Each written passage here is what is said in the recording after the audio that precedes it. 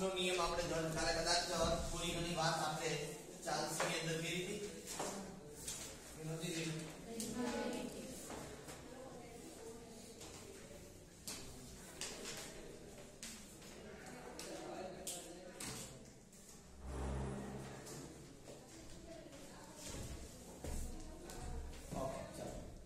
હવે જો કાલે આપણે ચાર્લ્સ નો નિયમ જોઈ તો કદાચ થાય તો યાદ હોય તો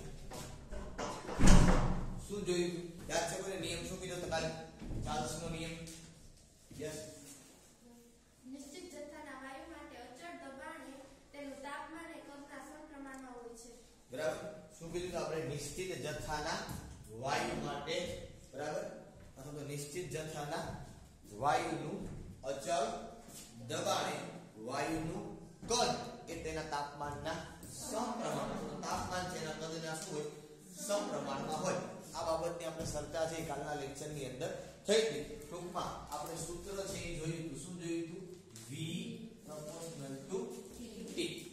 બરાબર અને આપણે વાત કરી હતી કે V equal to K2 into T. આપણે ચર્ચા આપણે થઈ અને પછી આપણે એવું કીધું કે V upon T equal to ટૂંકમાં કદ અને તાપમાનનો ગુણોત્તર એ કેવો થાય? અચળ. આ બાબતની આપણે ચર્ચા થોડી ઘણી એની અંદર થઈ.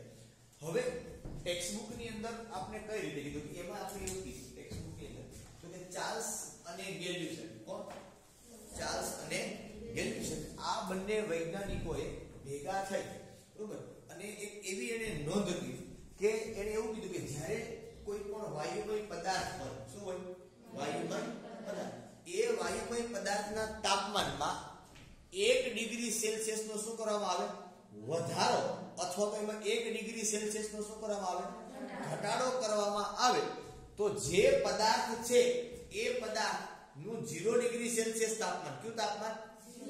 0 ડિગ્રી સેલ્સિયસ જે તાપમાન છે એ તાપમાનમાં 1/273.15 આટલો વધારો થાય. જો તમે વધારો કરો તો વધારો થાય, ઘટાડો કરો તો ઘટાડો. જો સમજાવ્યો વસ્તુ કદાચ તમારા મગજમાં ના આવે એવું કીધું કે આ એક પદાર્થ છે વાયુમય પદાર્થ. આની અંદર શું ભરેલો છે? વાયુ ભરેલો છે બરોબર. તો તમને ખ્યાલ છે કે વાયુ છે એ આમ અસ્તવ્યસ્ત ગતિ કરતો હોય ને. વાયુનો કણો તો શું હોય? અસ્તવ્યસ્ત ગતિ કરતો હોય. શા માટે તમને હવે ખબર છે બરોબર? કારણ કે અંદર આકર્ષણ બળ કરતા અપાકર્ષણ બળ વધુ હોય. ખ્યાલ છે આપણે જોયું કે ભાઈ વાન્ડર વાલ્સ છે, લંડન બળ છે, વિસર્જન બળ, દ્વિધ્રુવીય બળ, દ્વિધ્રુવીય પ્રેરિત દ્વિધ્રુવીય બળ આ બધા બળો છે એ ઓછા હોય અને ઉષ્મીય ઊર્જા કેવી હોય એની અંદર વધારે હોય. એટલે વાયુના કણ જે શું કરે? અસ્તવ્યસ્ત ગતિ કરે. હવે ચાર્લ્સ અને ગેલ્યુસે શું નોંધ કરી કે માની લ્યો કે આનું કઈક 0 ડિગ્રી સેલ્સિયસ કઈક તાપમાન તો આનું હોય ને. જ્યારે 0 ડિગ્રી સેલ્સિયસ કઈક તાપમાન આનું હોય કે ના હોય? કઈક તાપમાન થોડું 0 ડિગ્રી સેલ્સિયસ જ હોય. શું હોય? બરાબર. એને શું કીધું કે માનો કે આ પદાર્થના તાપમાનમાં કેટલો વધારો કરવાનો? જો તમે 1 ડિગ્રી સેલ્સિયસ વધારો કરો તો હવે તમને જે પરિણામ મળશે એમાં શું મળશે? વધારો. જો તમે 1 ડિગ્રી સેલ્સિયસ નો શું કરશો તો તમને જે સામે રિઝલ્ટ મળવાનું છે એમાં તમને શું જોવા મળશે?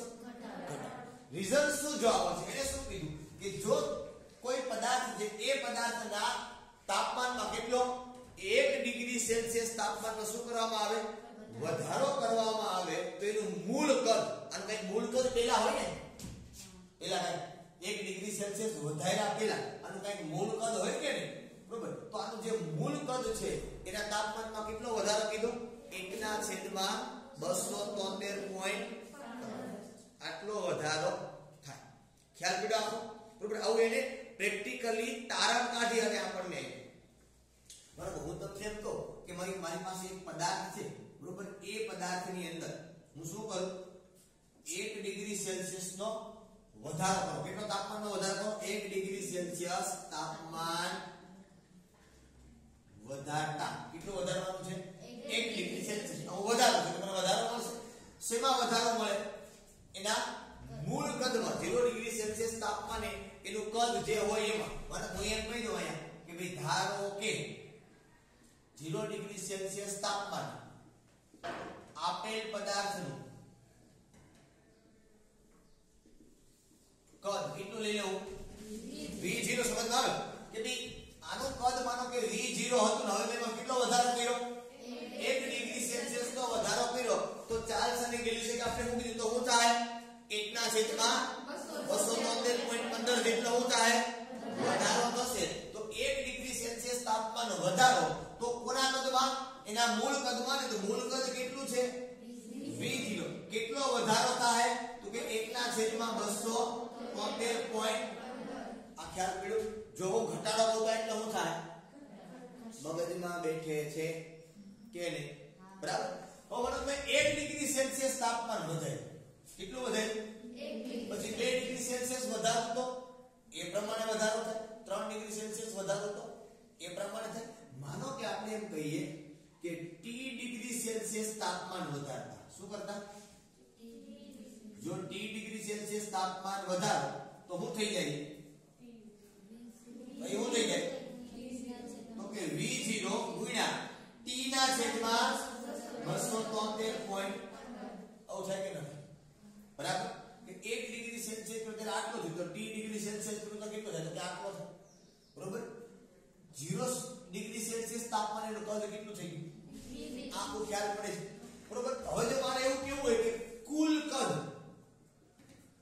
શું કેવું હોય આ પાત્રનો હવે કુલ કદ કેટલું થાય તો કે મૂળ કદ પહેલા કેટલું હતું અને વત્તા બીજું કદ કયું થાય તો કે t ડિગ્રી તમે વધાર્યું 1 ડિગ્રી ગણો તો 1 ડિગ્રી નું વધાર્યું t ડિગ્રી ગણો તો t ડિગ્રી સેલ્સિયસ વધાર્યું તો t ડિગ્રી સેલ્સિયસ એટલે ખબર નથી તમે કેટલું વધારો તમારે જેટલું વધારવું t બરાબર તમારે 2 ડિગ્રી વધારો તો કેટલા મૂકવાના 2 3 ડિગ્રી વધારો તો 3 4 ડિગ્રી વધારો તો ખ્યાલ પડે આખી વસ્તુ બરોબર તો કેટલું થાય તો કે કુલ કદ v0 અને એને વત્તા અવગા થાય પાછું બરોબર આ તો તમે લખો જ આપણે કે t ડિગ્રી સેલ્સિયસ તાપમાને કદ આ ખબર પડી આ બરોબર કેટલું થાય તો હું લખું કુલ કદ ને હું શું કહી દઉં vt ટોટલ વોલ્યુમ કુલ કદ ને શું કહી દઉં vt ટોટલ વોલ્યુમ કેટલું થાય તો કે v0 વત્તા આ કેટલું છે આ દેખાય આવે v0 t upon 273.15 બરાબર છે આમાંથી શું કોમન નીકળે હાલો vt બરાબર v0 ને હું કાઢું કોમન તો એક આવશે ને એક વત્તા એનું થઈ ગયું t ના છેદમાં 273.15 હાલો vt બરાબર v0 આ એક ગુણાય નો ગુણાય આ ખબર પડે ને ન આવડે 273.15 વત્તા t અને આખાના છેદમાં આ ખ્યાલ પડે કે ના પડે બરોબર હવે જો આ t ની તમને ખબર છે આ t શું છે તો કે તમે જેટલું તાપમાન વધારો એટલાની વાત છે જેટલું તાપમાન તમે વધારો એટલાની વાત છે 2 વધારો 3 વધારો તો હું શું કરી દઉં કે આયાના બદલે એક નવું તાપમાન આપો શું આપો એના બદલે નવું તાપમાન આપણે લખીએ શું લખીએ કે 273.15 વત્તા t બરાબર આને હું કહી દઉં tt મતલબ t સમયે તાપમાન ક્યારે t અને પછી બીજું લખીએ કે 273.15 બરાબર શું કહી દઉં t0 આ તો શરૂઆતનું થયું ને આ કેટલા ત્યારનું થયું શરૂઆતનું તાપમાન થયું બરોબર તો આ બે કિંમતો ક્યાં મૂકી દઉં ઉપરના સમીકરણમાં મૂકી દઉં તો શું થાય તો કે vt બરાબર v0 અહીં મૂકી ગયું tt ના છેદમાં આ v0 ને સામે લઈ લઉં તો શું થાય vt upon equal to tt upon હવે તમને કયો આ vt એટલે ક્યાંનું તાપમાન છે vt એટલે t ડિગ્રી સેલ્સિયસ નું છે ને 273 વત્તા t मतलब આને આમાંથી ક્યાં કદને શરૂઆતનો કદ કહેવાય કોને અંતિમ કદ કહેવાય v0 ને ક્યું કહેવાય શરૂઆત આને ક્યું કહેવાય તો આમ લખાય કે લખાય કે v2 upon v1 equal to આને શું લખાય t2 upon આવું જ આપણે દાયરું તો તમને યાદ હોય તો આપણે આને કરતા ઊંધું કર્યું v1 upon v2 equal to t1 upon હાથખુદ ફીરે તમે આમ કયો કે ઓમ કયો છે તો બે એક જ ને ખ્યાલ પડે જ આખી વસ્તુ બરાબર આપણે આ સૂત્ર કઈ આની ઉપર યાદ છે v upon t કર્યું કે v1 upon t1 તો આને કરો આવું થાય કે ના થાય v1 upon t1 equal to શું થઈ જાય v2 upon t2 દાવો આને આયા અને આને આમ દાવો આ v1 ને ક્યાં જવા દો સામે આ t2 ને ઉપર આવો શું થઈ ગયું t2 upon t1 equal to આ ગયો તો એ આપણે જે આટલી લોકોએ આ મેથડ થી કામ કર્યું આપણે આ મેથડ થી ચાલ્યા હતા વસ્તુ તો બંને એક જ છે તો સમીકરણ તો એક જ આવે છે બરોબર તમે v2 upon v1 equal to t2 upon t1 ગયો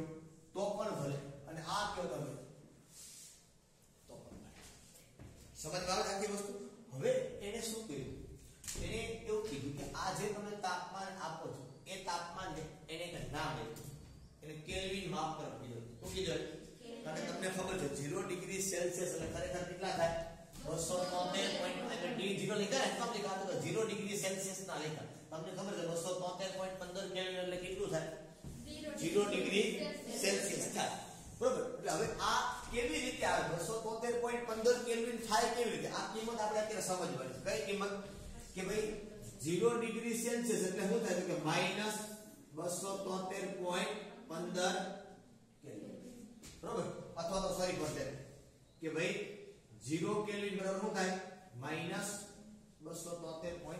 આવું કહીએ ને આપણે હું તમને કહું કે મને 25 ડિગ્રી સેલ્સિયસ છે આ તમે કેલ્વિન માં ફેરવો શું કરો તમે વત્તા 200 બરાબર શું કરો તમે તો હું થઈ ગયો આ 298 આવું થયું કે નહીં બરોબર મતલબ મેં આને કરતા ઊંધું કર્યું શું કર્યું આને બાદ કરી દીધું એમાંથી તો માઈનસ થઈ ગયું હું કહું કે 0 કેલ્વિન બરાબર શું થઈ ગયો 0 ડિગ્રી સેલ્સિયસ ખ્યાલ કરી આખી વસ્તુ તો 0 ડિગ્રી સેલ્સિયસ ના સૂત્ર કરતા મને શું થઈ જાય કે કેલ્વિન ને કરતા કરો તો આ ક્યાં આવી જાય સમજો એટલે દાખલા પડે તો એને શું કર્યું ચાર્લ્સ અને ગેલ્વિન તો કે એને એક આલેખ દીધું શું કર્યું એને આલેખ દીધું આ પ્રમાણે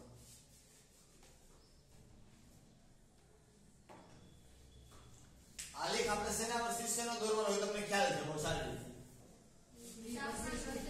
બરોબર અથવા તો કદ વર્સિસ તાપમાન કે તાપમાન વર્સિસ કદ બરોબર આપણે આ અક્ષને કઈ અક્ષ કહેવાય આ અક્ષને કઈ અક્ષ કહેવાય y અક્ષ ઉપર એને શું લીધું કદ x અક્ષ ઉપર શું લીધું એને હવે તમે જો તાપમાન તમને લીધું સ્પષ્ટપણે કીધું હોય શેની અંદર લીધું એને તાપમાન ડિગ્રી સેલ્સિયસ માં શેમાં લીધું છે દેખાય એવું તમને આલેખ લીધું શેમાં લીધું એને ડિગ્રી સેલ્સિયસ હવે તમે સમજો આખી વસ્તુ હવે અહીંયા તમને ખબર છે કે તાપમાન ને કદ છે કેટલું 0 બરોબર છે પછી મારે હું અહીંયા કહું અહીંયા 200 ડિગ્રી છે પછી અહીંયા શું કહી દઉં 400 ડિગ્રી છે પછી અહીંયા કહી દઉં 600 ડિગ્રી છે પછી અહીંયા કહી દઉં 800 તો 200 નો ગેપ લઉં છું બરોબર આગળ ચાલો તો જાય શું થાય -200 જાય આગળ ચાલો તો માઈનસ એ પ્રમાણે કદ થાય છે હવે શરૂઆતની અંદર આપણે વાત કરી હવે આપણી પાસે નિયમ શું છે કે કદમાં તમે જેમ શું કરો વધારો કરો એમ તાપમાનમાં શું થાય વધારો થાય જેમ તમે કદમાં ઘટાડો કરો એમ તાપમાનમાં શું થાય એના કરતા ઊંધું બોલી શકીએ કે જેમ તમે તાપમાન ઘટાડો એમ કદમાં શું થાય એટલે એ લોકોએ વૈજ્ઞાનિકોએ શું કામ કર્યું તો કે એને તાપમાન ઘટાડી અને કદમાં થતા ફેરફારનો આલેખ દોર્યો છે નો તાપમાન ઘટાડી કદમાં થતા ફેરફારનો અભ્યાસ કર્યો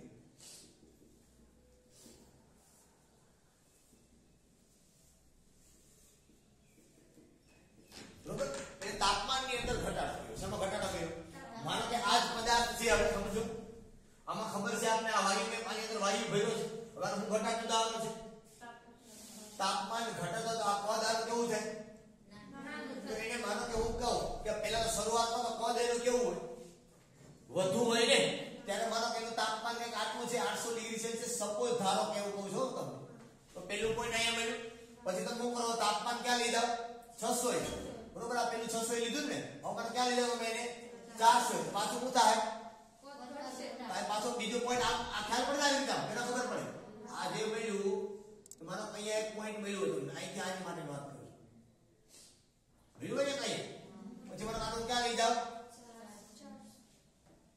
400 બીજું કઈ પણ પોઈન્ટ આયા માં ના મળે ખ્યાલ પડે છે ભલે ને પાછું મારે અહીંયા લઈ જાવ તો મને કઈ કદાચ પાછું મળે કે ના મળે અહીંયા મળે ને પોઈન્ટ બરોબર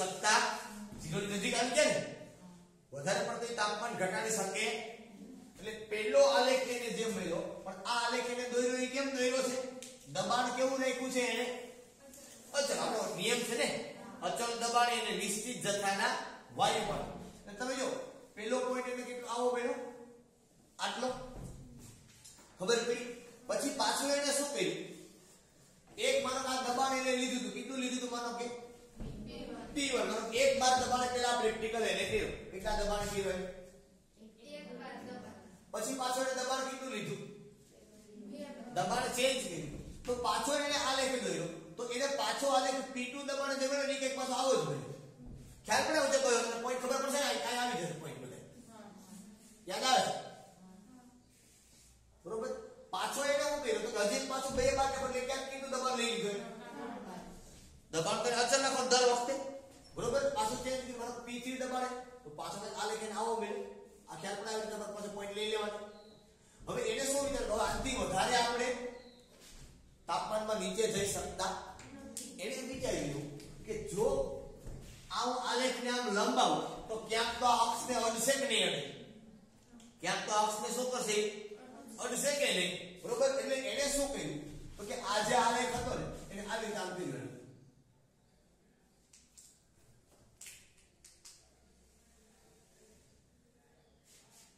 ત્યારે આ બધા જે આલેખ મળ્યા ને એ બધા એક જ જગ્યાએ છેદતા હતા ક્યાં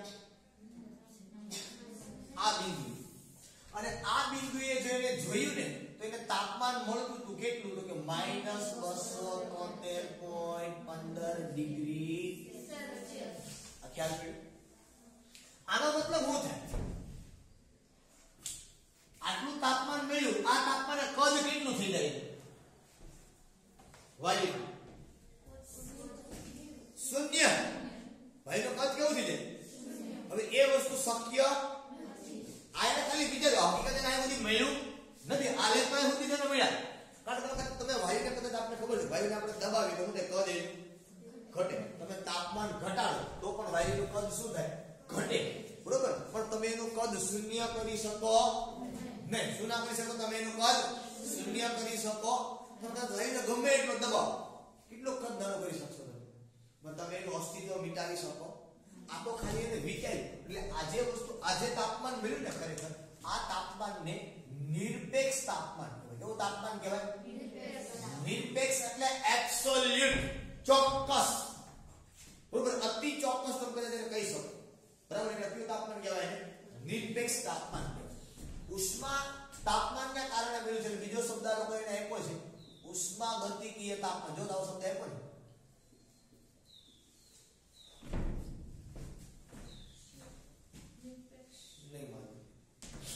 આલેખ આપણે બાજુના પેજ ઉપર આપેલું છે લખે ઉષ્માગતિકીય એટલે ઉષ્માગતિશાસ્ત્ર તાપમાન કીધું ઉષ્માગતિશાસ્ત્ર માપક્રમ ઓકે ઉષ્માગતિશાસ્ત્ર માપક્રમ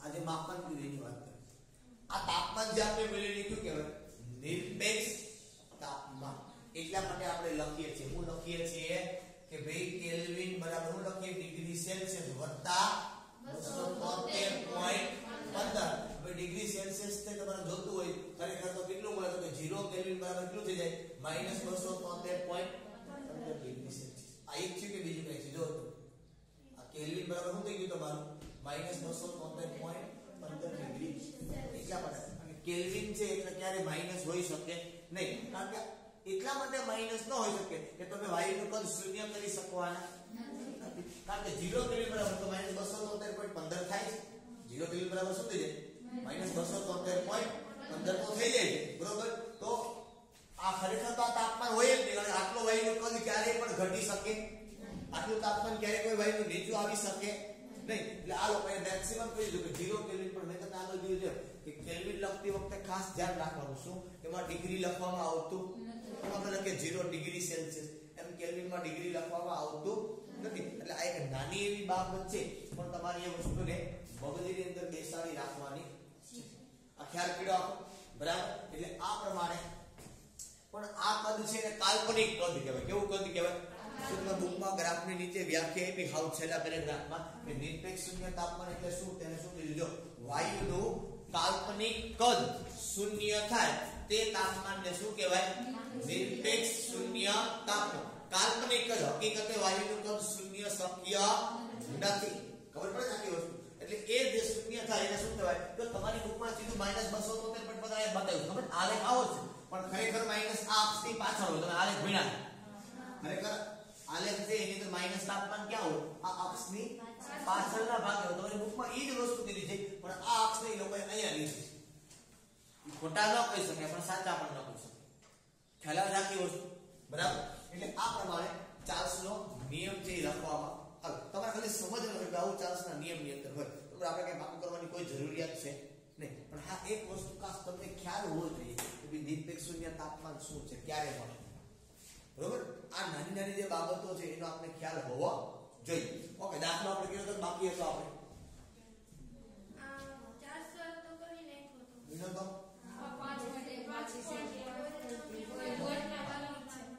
ઓકે હવે જો એટલે એક ચાર્લ્સનો નિયમનો દાખલો તમને સ્વાધ્યાયમાં આપ્યો છે એક દાખલો કરાવી નાખો પછી તમને હું ક્યાં લઈ જાઉં બરાબર લાવ દીધું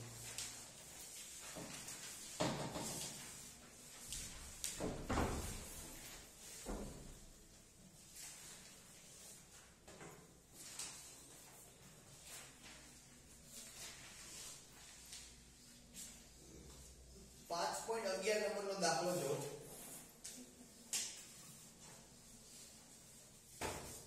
તો 5.11 નંબરના દાખલામાં શું કીધું એક વિદ્યાર્થી ગોળ તળિયાવાળા ચંબુમાં 27 ડિગ્રી સેલ્સિયસ તાપમાન પ્રક્રિયા મિશ્રણ ઉમેરવાનું ભૂલી ગયો બહુ સમજો કે વાત શું કહે છે તમને કેટલામો દાખલો છે સ્વાધ્યાયમાં 5.11 अब એવું કે છે આપણને કે ભાઈ માનો કે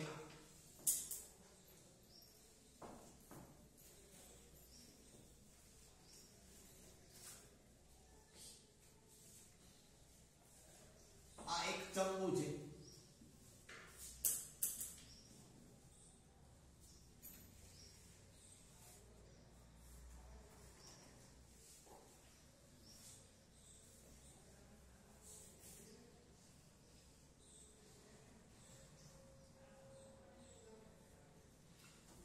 આને તાર જાળી રહ્યા વચ્ચે રાખી હોય તાર જાળી પર શું કરતા હોય ને હીટ આપતા હોય હીટ આપવામાં નીચે ગરમ કરવામાં આવે એટલે પહેલું તાપમાન એને કેટલું આપ્યું આપણને જો 27 ડિગ્રી શું કીધું આપણે કે ત્યારે અંદર આમાં ખરેખર પ્રક્રિયા કરી છે રાસાયણિક પ્રક્રિયા પણ અંદર એક પદાર્થ નાખવાનું ભૂલી ગયું કેટલા તાપમાન છે શરૂઆતનું 27 ડિગ્રી સેલ્સિયસ તાપમાન પરંતુ તેને અથવા તો તેણે ફ્લાસ્કને જ્યોત પર મૂક્યો જ્યોત પર નીચેથી ગરમ કરવાનું ચાલુ કર્યું એમ જ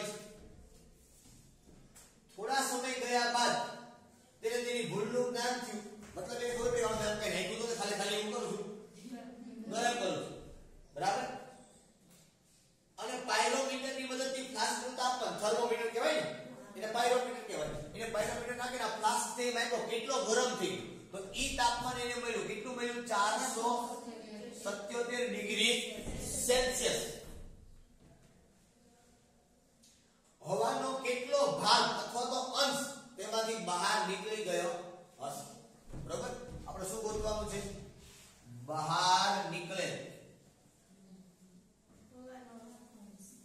હવાનો ભાગ અથવા તો અંશ કે કેટલી હવાનો ભાગ છે અંદરથી બહાર નીકળ્યો સીધી વાત તમને ખબર હોય મતલબ આ ચંબુ છે બરાબર છે તો આ ચંબુની અંદર તમને એક વસ્તુ ખબર હોય શરૂઆતનું તાપમાન 27 ડિગ્રી સેલ્સિયસ હોય આ વાતાવરણનું તાપમાન થયું પછી નીચેથી એને ગરમ કર્યો તમને ખબર અંદર હવા હોય કે ના હોય ગરમ કરો એટલે હવા હોય ધીમે ધીમે બહાર નીકળી જાય ને અંદર તો કાંઈ છે નહીં તો શું થાય તમે ઘણી વખત જોયું તમે અંદર ચા બનાવો ખાલી તમે મૂકી દે એમને તપેલી પછી તમે અંદર પાણી ના નાખો ખબર પડે અંદર ફટકેલી વરાળ ખાવા પડશે એ શું થાય કે અંદર જે હવા જે હોય એ ધીમે ધીમે શું થઈ જાય બહાર નીકળી જાય બરાબર બાષ્પ સ્વરૂપે શું થાય બહાર નીકળે જ્યારે ખબર પડી ત્યારે શું થયું કે 477 ડિગ્રી સેલ્સિયસ તાપમાન થઈ ગયું તો આપણને શું પૂછ્યું કે હવાનો કેટલો ભાગ મૂળ ભાગ કેટલો હોય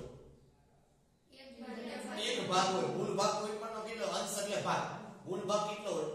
1. આટલી વધારે હોઈ શકે. તો આમાંથી કેટલો હવાનો ભાગ બહાર નીકળી ગયો? તો પેલા કેટલો હતો એ આપણે પેલા ગોતવું પડે.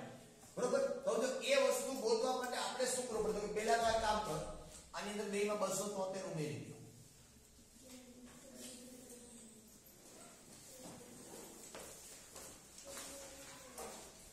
આ કેટલું થયું? 300. અને આ કેટલું થયું?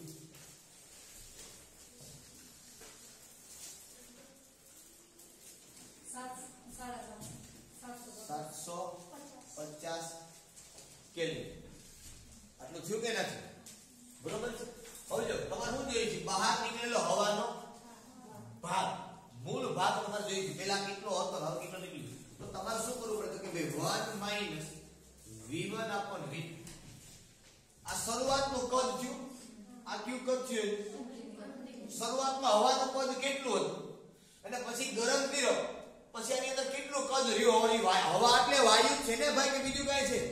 આપણે વાયુની વાત કરીએ ને કે કેટલો ભાગ બાકી ગયો, તેને મૂળ ભાગ એક ભાગમાંથી બાદ કરી નાખો ને.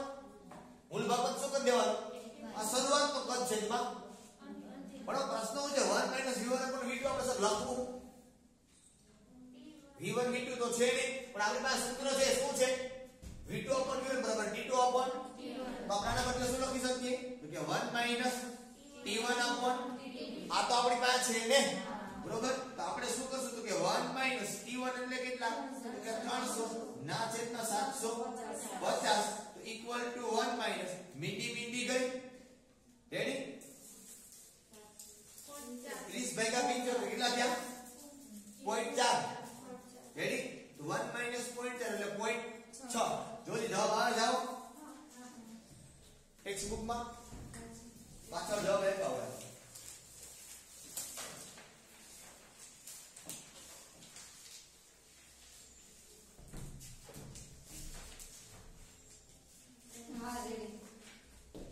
રેડી? ચાલો. તો આ પ્રમાણે એની કે મહામંત્રીના જવાબ હતા બોયલના નિયમના.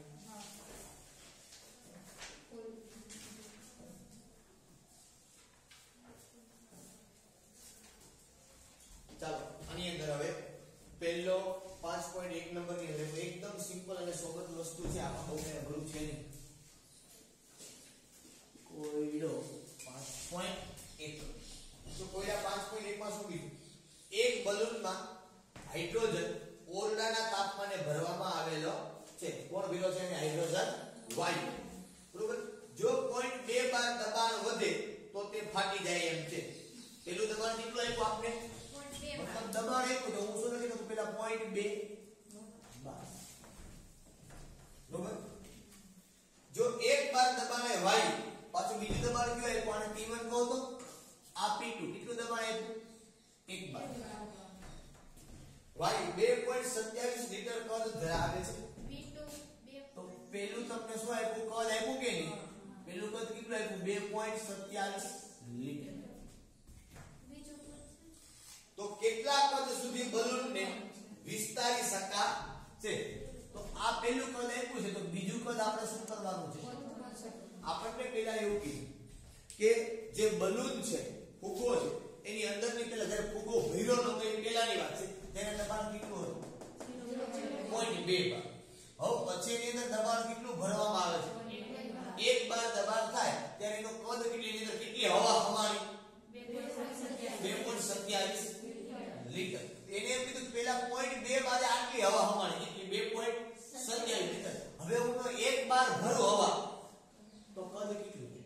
ખ્યાલ પડે? આપણે જેને વાત કરીએ કે 0.2 બાર દબાણ હતો ફુગ્ગાનું દબાણ, ત્યારે એમાં કેટલી હવા હતી? 2.27 લિટર. જો એ ફુગ્ગાને કેટલો દબાણ આપવામાં આવે? 1 બાર દબાણ આપો તો એનું કદમાં શું થાય? તો આપણે શું ભેળા આની અંદર? P1 V1 બરાબર P2 V2. આપણે શું જોઈ છે આમાંથી? તો V2 બરાબર P1 V1 ના છેદમાં P2. તો V2 બરાબર P1 V1. P1 કેટલું છે? 0.2 બાર. V1 2.27 લિટર છેદમાં 1 બાર. 12 બાર ગયા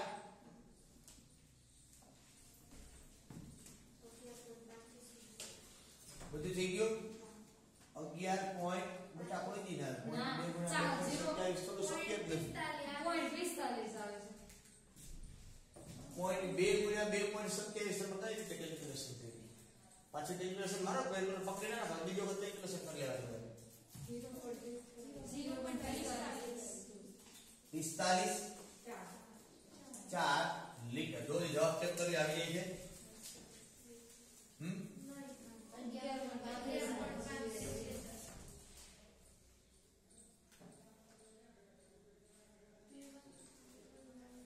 આપણે ભૂલ કરી કે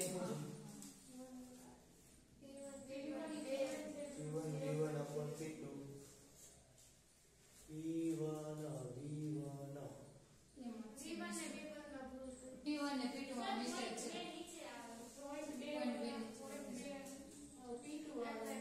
P1 એટલે 1 બાર થાય ને P2 એટલે 0.2 બાર. એક જ મિનિટ આપણે જો રકમ પાછી જોઈ લઈએ ખબર પડી જાય તો લોચો આપણો નો ઓકે એને એવું કીધું કે એક બલૂનમાં હાઇડ્રોજન કોરડાના તાપમાને ભરવામાં આવે છે જો 0.2 બાર દબાણ વધે તો ઓકે એવું એને કીધું કે હતું ને જે કદ એના કરતા 0.2 બાર દબાણ વધે તો તે ફાટી જાય એમ છે જો 1 બાર દબાણે વાયુ કેટલો હોય 2.27 લિટર કદ ધરાવે તો કેટલા કદ સુધી વિસ્તરી શકે તો તમને ખબર છે કે નિયમ ખરેખર આવો P proportional to 1 upon V કે તમે કદ વધારો તો દબાણ શું થાય આ વધારો તો આ ઘટે આ વધારો તો આ ઘટે એકબીજાને કયા પ્રમાણમાં છે અને હું કદ વધારો તો શું થાય દબાણ વધે દબાણ વધારો તો આપને એવું કીધું પહેલા દબાણ કેટલું હતું 1 બાર પહેલા શરૂઆતમાં વાતાવરણ દબાણ કેટલું હોય 1 બાર હોય અમે તો નવા કહેતા બરોબર પછી એને શું કીધું કે હવે 1 બાર દબાણ એનું કદ કેટલું થયું 2.27 લિટર પછી એના કદ શું કર્યું પછી દબાણ શું કર્યું એને ઘટાય 1 બાર માંથી ક્યાં લઈ ગયા 1.2 બાર જો એને દબાણ ઘટાડે દબાણ ઘટે તો શું થાય કદ વધે ને જે મૂળ છે એના કરતા કેવું આવવું જોઈએ વધારે બરાબર તો આપણે શું આવે અહીંયા 1 બાર ના છે શું આવી જાય 0.2 બાર 12 બાર ગયા ચાલો કેટલા આવ્યા 11 પોઈન્ટ યસ 35 રેડી જો આવો જ દાખલો એક પછી ની હજી એક જ એક પછી આવા દાખલા સ્વાધ્યાય કરી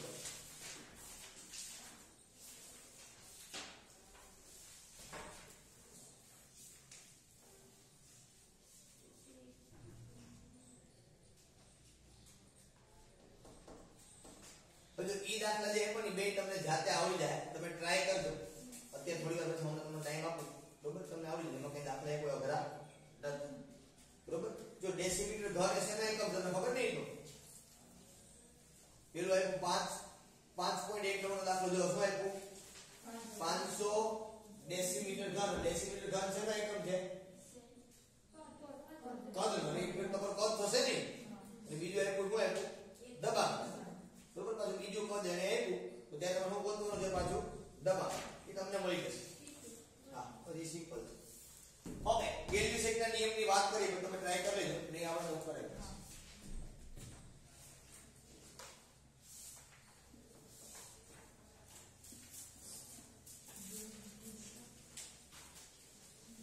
બરાબર ગેલ્યુસેકનો નિયમ આપણે જોવાનો છે ગેલ્યુસેક આપણે મેં તમને આગળ પણ કીધું કે આપણે 4 પરિબળો ઉપર કામ કરવાનું છે ક્યાં ક્યાં કદ તાપમાન દબાણ અને જથ્થો આ તો અમર છે પહેલેથી અને તો અચળ જ રાખવાનો છે આપણે આને બદલાવાનો નથી બરોબર આપણે બોયલના નિયમમાં કોને અચળ રાખ્યું હતું તો બોયલના નિયમમાં કોને અચળ રાખ્યું તો આપણે તાપમાન ચાર્લ્સના નિયમમાં કોને અચળ રાખ્યું આપણે દબાણ હવે કોને અચળ રાખવાનું છે આપણે ગેલ્યુસેકના નિયમમાં કદ કોના વચ્ચેનો સંબંધ મળશે આપણે તાપમાન અને દબાણ હાલો આપણે ખબર છે તાપમાન અને દબાણનો સંબંધ આપણે ખબર છે તાપમાન વધારે દબાણ વધે તમે ઘરે પાણી ગરમ કરો તમે તાપમાન આપો દબાણ વધે ને બરાબર છે તો નિયમ સીધો સૂત્ર શું થઈ ગયું P proportional to T ચલનને દૂર કરો તો P બરાબર K3 into T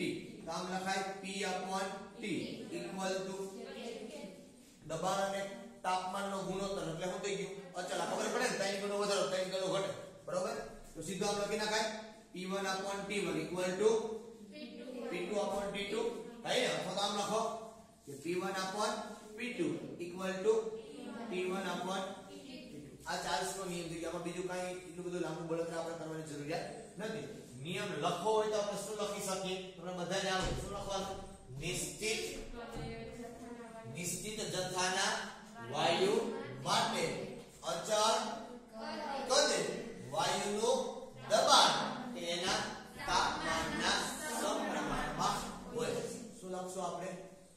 નિશ્ચિત જથ્થાના વાયુ માટે અચળ કદે વાયુનું દબાણ તેના તાપમાનના સમપ્રમાણમાં હોય છે.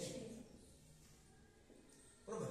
જો આ ગેલિવસીટનો નિયમ છે તમે જનરલી ઉનાળાની અંદર અને શિયાળામાં ખ્યાલ પડે. વાહનોના જે ટાયર ને ટાયર ઉનાળાની અંદર ગરમી હોય એટલે ડામર એક તો વધારે ગરમી પકડે.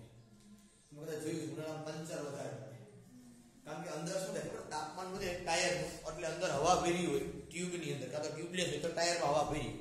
એના કારણે શું થાય તો કે એના કારણે અંદરનું તાપમાન વધે. તાપમાન વધે છે ને નીચે વાતાવરણ ઉનાળામાં એટલે ટાયરનું શું વધે?